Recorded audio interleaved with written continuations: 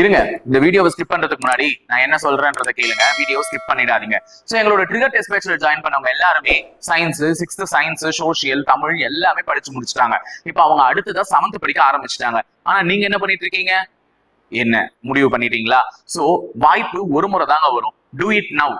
Sometimes நம்ம லேட்டர்னு முடிவு பண்ணிட்டோம்னா அது என்னைக்குமே அமையாது. நெவர். இதுதான் ஆங்கிலத்திலேயே அந்த பழமொழி இருக்கு. Do it now, sometimes later becomes never அப்படின்னு சொல்லுவாங்க.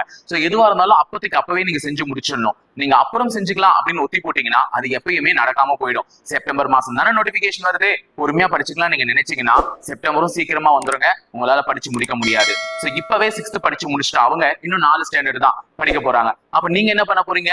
இன்னைக்கு தாங்க ட்ரிகர் டெஸ்ட் பேட்ச்ல சேர்றதுக்கு கடைசி நாள். சோ மறக்காம இந்த ட்ரிகர் டெஸ்ட் பேட்ச்ல ஜாயின் பண்ணிட்டு கூடவே சேர்ந்து படிக்க ஆரம்பிங்க.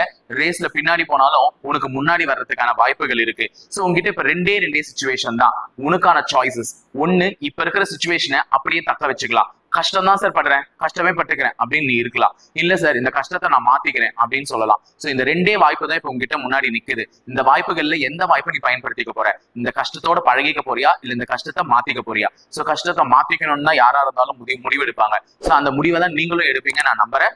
கண்டிப்பா அந்த முடிவை எடுங்க. கண்டிப்பா இந்த ட்ரிகர் டெஸ்ட் பேட்ச் உங்களுக்கு வாழ்க்கையை மாத்தி காமிக்கும்.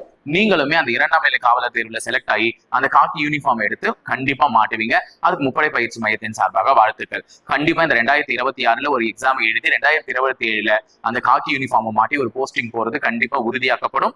நீங்களும் ட்ரிகர் டெஸ்ட் பேட்சை ஃபாலோ பண்ணி ஜாயின் பண்ணீங்கன்னா ஓகேங்களா? சோ ட்ரிகர் டெஸ்ட் பேட்சை ஜாயின் பண்ணதுக்கான கடைசி நாள் இன்னைக்கு பயன்படுத்திக்கோங்க. இன்னைக்கு விட்டுட்டீங்கன்னா எப்பயுமே இந்த வாய்ப்பு மறுபடியும் உங்களுக்கு கிடைக்காது. நன்றி, வணக்கம்.